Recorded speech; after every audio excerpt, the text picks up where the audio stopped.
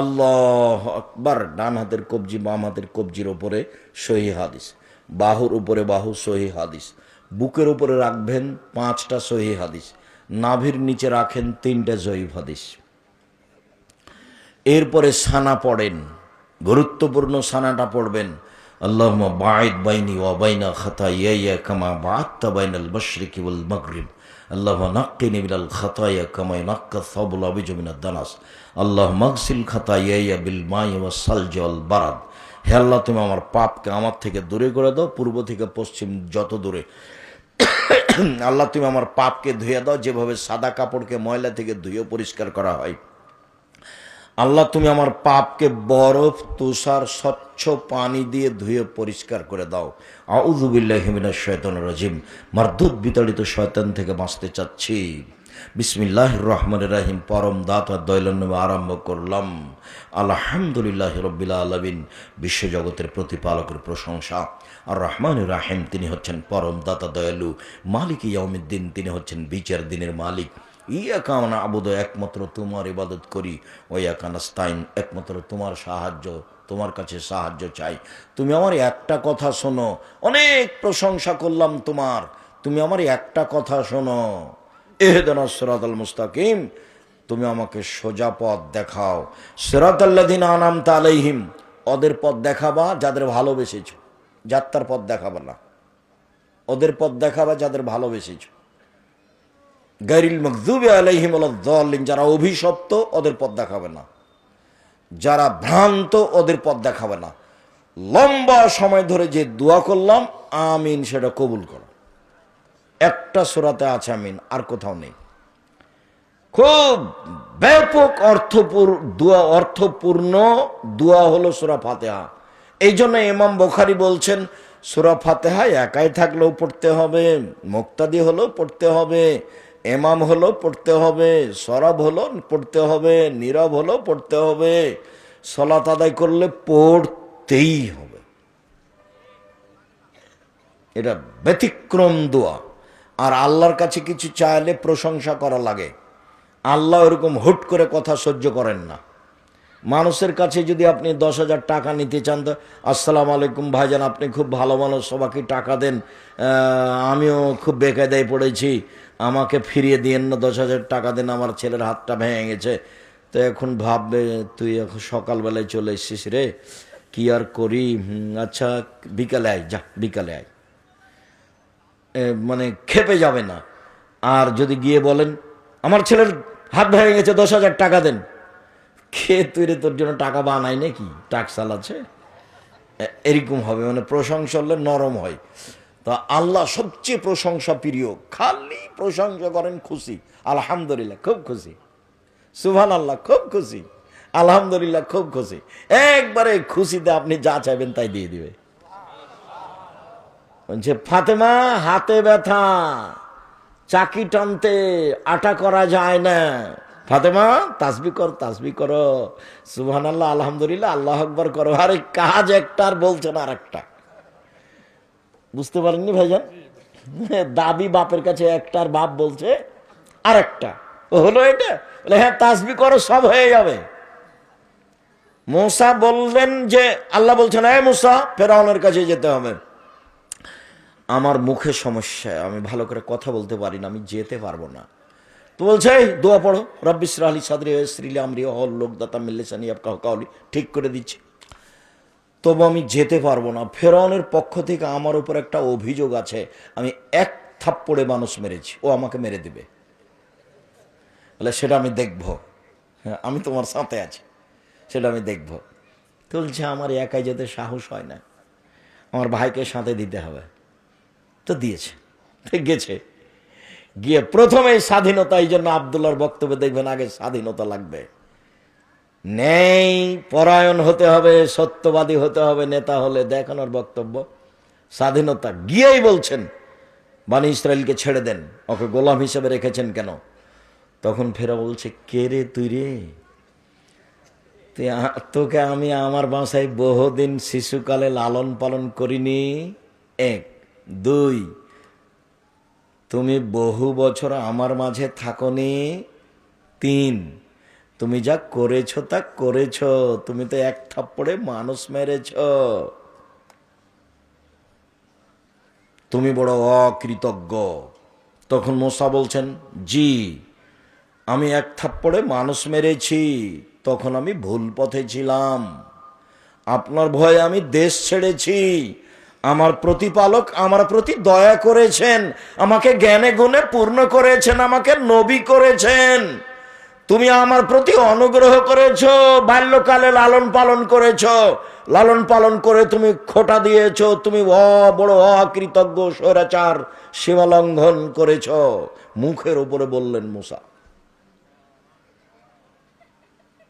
তখনই ফেরাউন গরম হয়ে গেল, একটার পর একটা পদক্ষেপ নিল। মুখের উপরে বললেন স্বাধীনতা লাগবে, নেতা হবেন মিথ্যা কথা বলে, ওটা হবে? আর একজনের অধীনে থেকে নেতা হওয়া যায়? মুসা আলাইহিস সালামকে আল্লাহ মুসা বানাবেন, সেই জন্য ওই মিশরের সবচেয়ে বড় মানুষের, ধনী মানুষের বাড়িতে রেখেছেন। কার বাড়িতে? ফেরাউনের বাড়িতে। স্বাধীন চেতা মানুষ, লোক ফেরত দেন, বানি ইসরাইলকে ছেড়ে দেন। প্রথম কথায়, তুই কে? মুসা নও তুমি? তুমি আমার বাড়িতে শিশুকালে ছিলে না? তোমাকে আমি লালন পালন করে, এলো খোটা। এটা একটু পরে মুসা আলাইহিস সালাম বলবেন, এই তুমি আমাকে খোটা দিয়েছ, তুমি আমার প্রতি অনুগ্রহ করে খোটা দিয়েছ। বিসমিল্লাহির রহমানির রহিম, পরম দাতা দয়ালু আরম্ভ করছি। কুল হুয়াল্লাহু আহাদ, হে নবী আপনি বলুন আল্লাহ এক, আল্লাহুস সামাদ, তিনি নিরপেক্ষ মুখাপেক্ষীহীন, লাম ইয়ালিদ, তিনি কাউকে জন্ম দেননি, ওয়া লাম ইয়াকুল লাহু কুফুয়ান আহাদ, তার সমকক্ষ কেউ নেই। আল্লাহু আকবার। ওই পর্যন্ত হাত উঠিয়ে আপনি রুকুতে যাবেন। রুকুতে যাওয়ার পূর্বে কয়েকটা কথা, হাত দুটি রডের মতো সোজা থাকবে, আঙ্গুলগুলো খোলা খোলা থাকবে, হাঁটু চেপে ধরে থাকবেন, মাথা উঁচুও হবে না নিচুও হবে না, একবারে সোজা হয়ে থাকবে পিঠের লম্বা হাতটা, হাত রডের মতো সোজা হয়ে থাকবে, হাত, মাথা উঁচুও হবে না নিচুও হবে না। বলেন সুবহান কুদ্দুসন রব্বুল মালাইকাতুর রূহ যতবার পারেন বলেন, সুবহান রাব্বিল আযীম যতবার পারেন বলেন, সুবহানাজিল জাবরুতি ওয়াল মালাকুতি ওয়াল কিবরি ওয়াল আজমাত যতবার পড়েন বলেন, সুবহানাকা আল্লাহুম্মা রাব্বানা ওয়া বিহামদিকা আল্লাহুম্মা গফিরলি যতবার পড়েন। 3 বার 5 বার 10 বার একটাও ঠিক নয়, যা পারেন পারেন, এ না হলে একবার করে চলে যান, যে যত পারে। এক সাহাবী বলছেন আল্লাহ রাসূল রুকুতে ছিলেন সূরা বাকারা পড়ার সমান। নেন তাহলে রাসূল সাল্লাল্লাহু আলাইহি ওয়াসাল্লাম কত লম্বা সময় রুকুতে ছিলেন। এবার উঠেন, সামি আল্লাহু লিমান হামিদা, ওই পর্যন্ত হাত উঠিয়ে হাতটা একবারে সোজা ছেড়ে দেবেন, একবারে আর বুকে মাপবেন না, সোজা ছেড়ে দিয়ে বলবেন সামি আল্লাহু লিমান হামিদা রব্বানা লাকাল হামদ হামদান কাসিরান তাইয়িবান মুবারাকান ফি।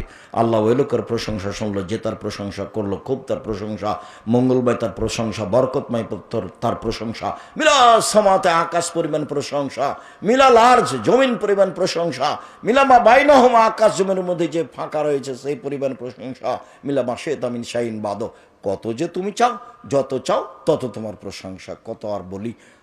রাসূল সাল্লাল্লাহু আলাইহি সাল্লাম বলেন আমাকে 7 হাড়ের উপরে সিজদা করতে বলা হয়েছে, নাক কপাল এক, কোনটা আগে কোনটা পিছে এটা কথা নয়, মাটিতে লেগে থাকবে দুটাই, নাক কপাল এক, 2 হাত 3, 2 হাঁটু 5, 2 পায়ের বৃদ্ধাঙ্গুল 7, এই যে 7, সিজদায় গিয়ে 5 উল্কাবেন না, না হলে হয়ে যাবে 6, সাবধান। তারপরে বললেন আমাকে চুল জড়িয়ে নিতে নিষেধ করা হয়েছে আর কাপড় জড়িয়ে নিতে নিষেধ করা হয়েছে। সলাত সময় কাপড় খুলে দিবেন হাত, আর প্যান্ট উপরের দিকে জড়াবেন, নিচের দিকে হারাম, কাবিরা গুনাহ। 3 শ্রেণীর মানুষের সাথে আল্লাহ কথাই বলবেন না, যা তাহাজ্জুদ তুলে রাখো, কথাই নাই। 1, টাকনুর নিচে প্যান্ট পায়জামা লুঙ্গি পরে যে, তার সাথে কথা নয়। 2,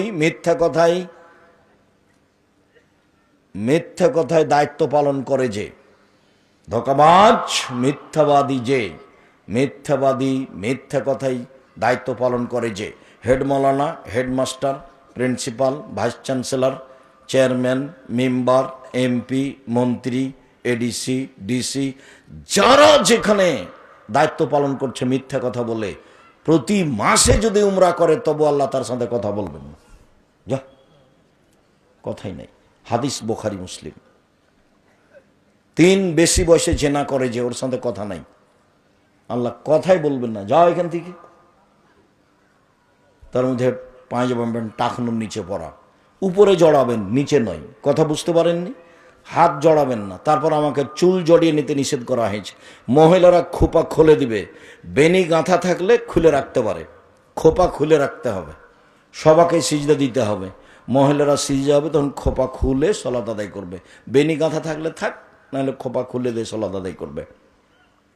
বল, দুই হাতকে দুই কানের পাশে রাখবে, কোনোই উঁচু করে রাখবে যেন ছাগলের বাচ্চা পার হতে পারে। একাধিক সহিহ হাদিস, মহিলা পুরুষ একই হুকুম। মহিলা পুরুষ একই হুকুম, 19-20 কোনো হুকুম নেই। মহিলারও পেটের নিচ দিয়ে ছাগলের বাচ্চা পার হতে পারে। ওই বুবুর কথা বাতিল, বুবুর কথা বাতিল, বুবুর কথা এখানে চলবে না। কোনো দল সংগঠন নাই এখানে।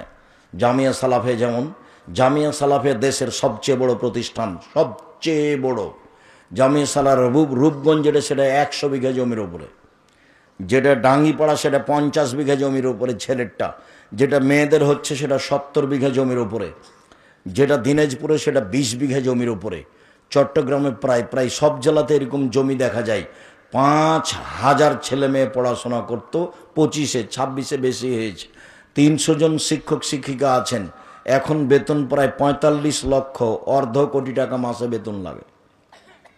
দেশের সবচেয়ে বড় প্রতিষ্ঠান জামিয়া সালাফিয়া, শিরক মুক্ত প্রতিষ্ঠান জামিয়া সালাফিয়া, বিদাত মুক্ত প্রতিষ্ঠান জামিয়া সালাফিয়া, দলমুক্ত প্রতিষ্ঠান জামিয়া সালাফিয়া, সংগঠন মুক্ত প্রতিষ্ঠান জামিয়া সালাফিয়া, হিংসা মুক্ত প্রতিষ্ঠান জামিয়া সালাফিয়া। কেউ কারো বিরুদ্ধে মুখ খুলতে পারবে না।